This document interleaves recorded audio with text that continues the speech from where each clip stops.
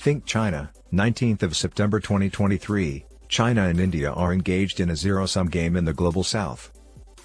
It would be simple to believe that China's Belt and Road Initiative is inherently competitive with the India-Middle East-Europe Economic Corridor, IMEC, or that India has strategically chosen to align itself with the US-led West in opposition to China, given the announcement of the IMEC during the most recent G20 conference.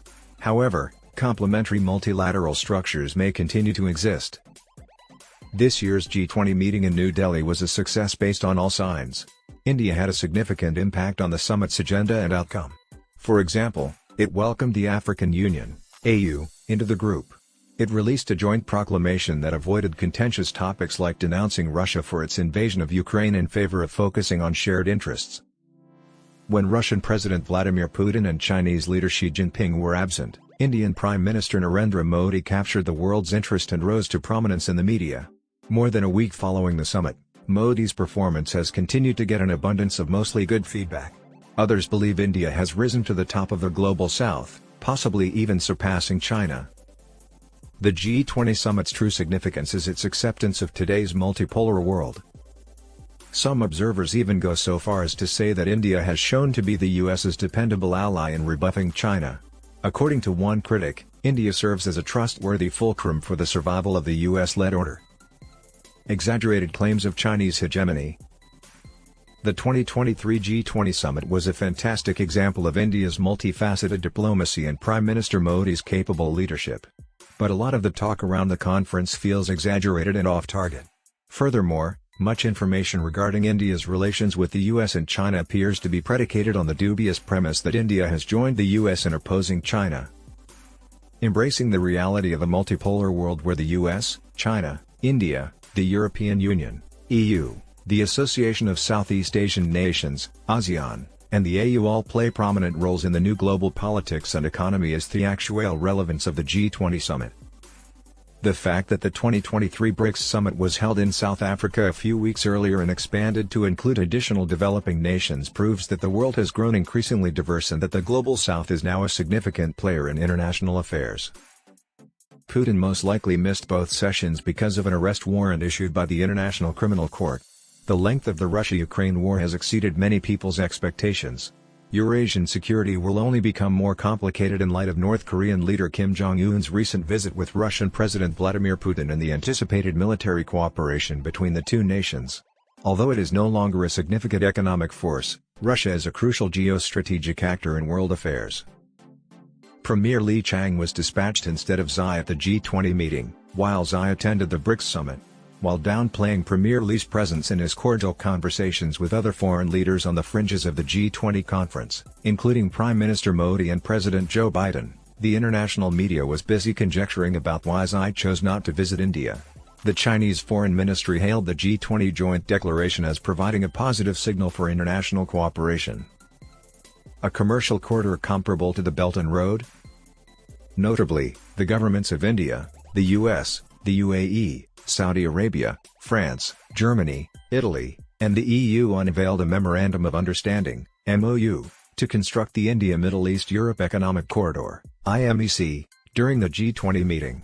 The White House claims this historic initiative will spur economic development by improving connection and economic integration between the two continents, opening the door to inclusive and sustainable economic growth.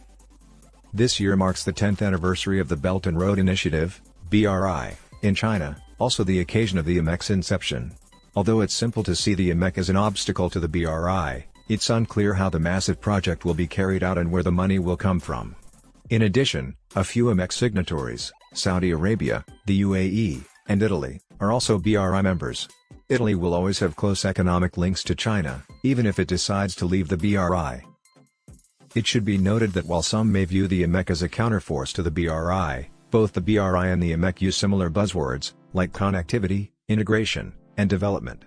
This shows that the two projects have identical objectives and that the significant participating nations, China and India in particular, can take the lead in advancing global development cooperatively. China may reduce its funding for BRI projects due to economic challenges, therefore, the IMEC could be a helpful addition, particularly for the participating underdeveloped nations. The world's most populous country, India, is a rising force that wants to take on leadership positions in the new multipolar international order. However, declaring that India has chosen to join the US-led West to fight China and take the lead in the global South is rash, if not incorrect. It is a misreading of the reality on a global scale, where significant nations, despite their disagreements, do collaborate to achieve shared global goals like climate change, public health, and human security. China and India do not have a zero-sum rivalry in the global South. Not an all-out war. According to a recent report in the New York Times, veteran Singaporean diplomat Kishore Mahbubani stated that there is a structural shift happening in the global order. The global South, or the world outside the West, is gaining weight and power, while the power of the West is waning. India, he continued, was the only nation that could serve as a link between the West and the rest. That said, China will continue to hold a commanding presence in the developing world. Whether it's India or the US or Europe, if they are not able to match or be as serious as China with rolling out funding, China will still enjoy this place of leadership, stated Ziyanda Erman, a senior analyst with the Eurasia Group's Africa team. After many years of valuing links with developing nations, such as India, China is expected to continue supporting the global South in spite of several internal obstacles. Most critically, there is no zero-sum conflict between China and India in the global South. China-US equation. The US government's current perception of China and India is amply demonstrated by its aggressive promotion of the IMEC, notwithstanding criticism of the BRI. Notable is also the fact that President Biden left the G20 meeting early to travel to Vietnam and then returned. This was widely seen as a part of the administration's strategy to enlist the aid of friends and allies to encircle China.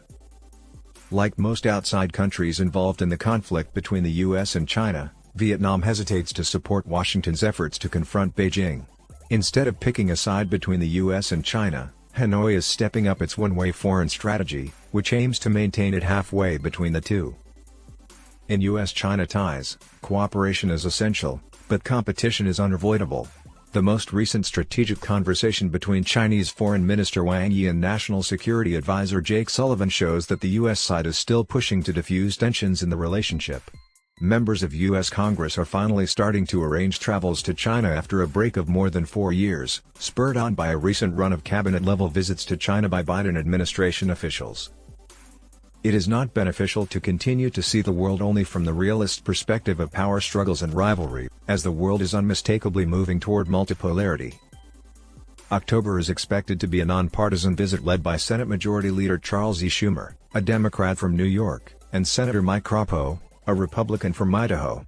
Representative Ro Khanna, Democrat California, announced that he would arrange for other House of Representatives members to travel to China. In August 2019, a group led by Representative Dina Titus, Democrat Nevada, visited China to commemorate the 40th anniversary of diplomatic ties. This was the last congressional visit to China. Resuming congressional visits to China is anticipated to contribute to the stabilization of relations between the two nations. International relations theory is primarily divided into two schools of thought: liberalism, which emphasizes collaboration for shared advantages, and realism, which emphasizes power struggles. Although other nations are swiftly catching up and closing the power gap, the United States remains the most powerful nation in the world. It is not beneficial to continue to see the world only from the realist perspective of power struggles and rivalry, as the world is unmistakably moving toward multipolarity. Recent events in world affairs have made it abundantly evident that cooperation among major countries, especially the US and China, is necessary in a multipolar world.